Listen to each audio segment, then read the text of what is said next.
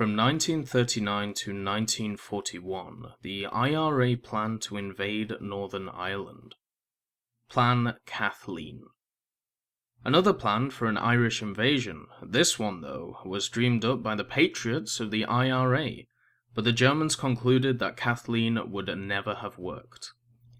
The history books insist that World War II started on the 1st of September 1939 with Germany's invasion of Poland. There's a case, though, for saying that it started sooner. After all, it had been 8 months earlier, on the 1st of January, that the IRA, the Irish Republican Army, formally declared war on Britain. Cruel comedy. A joke? Not quite. There had already been a bitter war of independence with Britain from 1919 to 1921, which was itself followed by fighting in 1922 to 1923, between those free staters who were prepared to settle for the 26 counties that would eventually become the Irish Republic we know today, and those out-and-out Republicans who would accept nothing less than an end to British rule across the whole of Ireland. This was why the IRA still existed, despite the achievement of independence, and why it was proscribed in what was supposed to be its homeland. To the IRA, Ulster represented unfinished liberationist business, one last push, and Ireland would be a nation.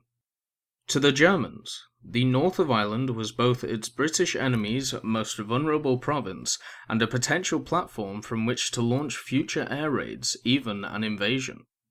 Spy from the sky. Arbvir, Agent Hermann Goetz, was parachuted into Ireland in the summer of 1940, and immediately set about establishing contacts with the IRA with the help of German-descended Stephen Carroll Held. Generally known as Stephen Carroll, he had no record as an IRA sympathizer. Indeed, his main sympathies were with his mother's fatherland. Goetz was quickly disillusioned by his dealings with Ireland's Republicans. Stephen Hayes was out of his depth, the IRA hopelessly disorganized and ill-equipped. He himself was hopelessly compromised when police raided Carroll's home and found secret papers. Goetz went on the run, but was captured in November 1941.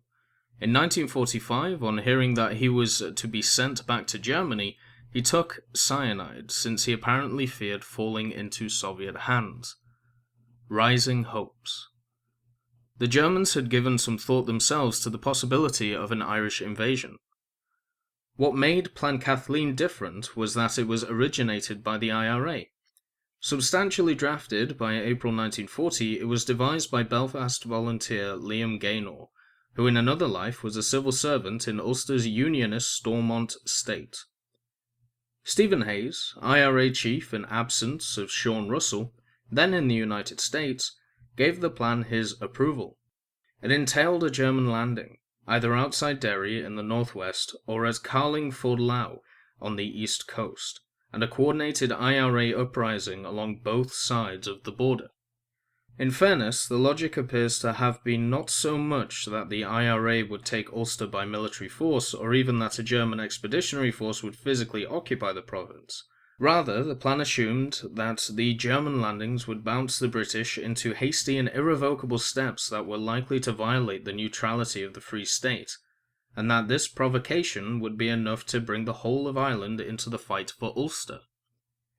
Naval nonsense. As far as it goes, this makes a degree of sense. What made the Germans despair was Gaynor and Hayes' complete failure to address the practicalities of the plan from the German perspective.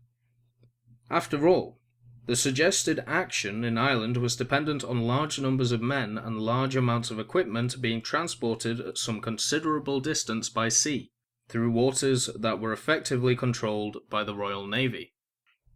Whale or Sea Eagle?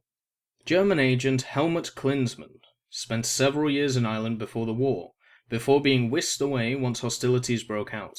He had established strong contacts with a number of leading Republicans, not just far-right figures like the writer Francis Stewart, but ideological leftists like a full-blacked editor and IRA leader Frank Ryan.